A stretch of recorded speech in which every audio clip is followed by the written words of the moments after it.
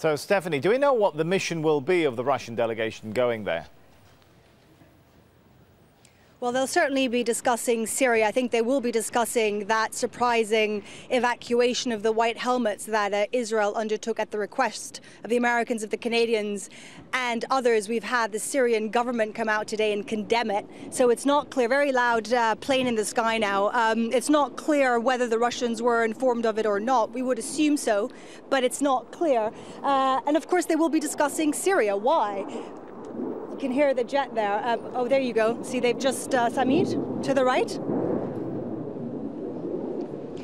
And because this is such a close conflict, as you're seeing now, Sami, this is why clarify the situation for us, if you could, Stefanie. That area that we can see smoke, is that inside the occupied Golan Heights, the Israeli-occupied Golan Heights, or the rest of Syria? No, that is the Syrian.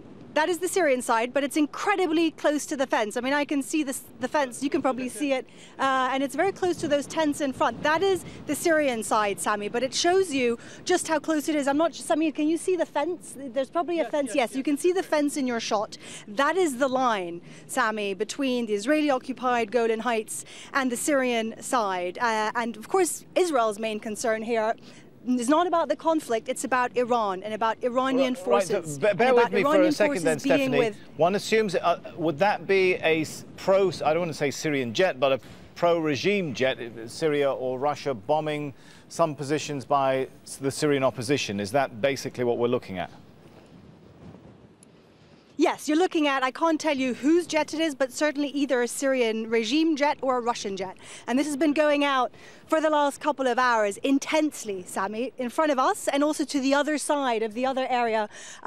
What this group called the Khalid bin Walid group, they're affiliated with ISIL. And what you've seen happening here throughout the last month or so is also the push by the Syrian regime and the Russians, and then forcibly a negotiation deal with the rebels, seeing those that don't agree, then move further towards the north. So there's just to clarify, another one coming in. So I'm sorry, Stefanie, I know I keep jumping in and interrupting you here, but this is really interesting. I think we should clarify it for viewers. What we've been talking about the last few days is how opposition groups are being bussed out and are heading to Idlib.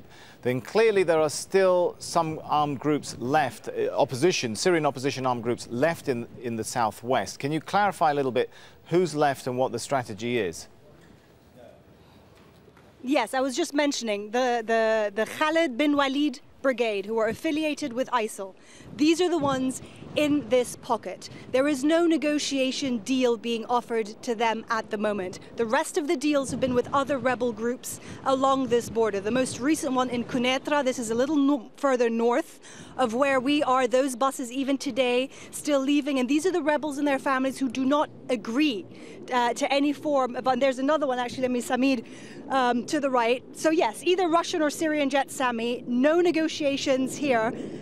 We have heard that civilians have been fleeing this area over the last couple of days. I cannot give you an exact assessment of how many civilians remain in this area. But again, as you see, a very active campaign, no deal on the table for the group in charge here. And Sami, just briefly to get back to your question, this is the last remaining pocket of rebel-held territory in southwestern Syria. So this, what you're watching, is the government's campaign, helped by Russia, to take back the entire part of southwestern Syria.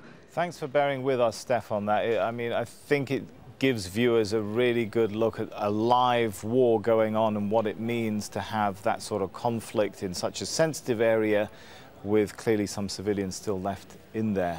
Thanks so much, Stefanie Dekker, doing a great job.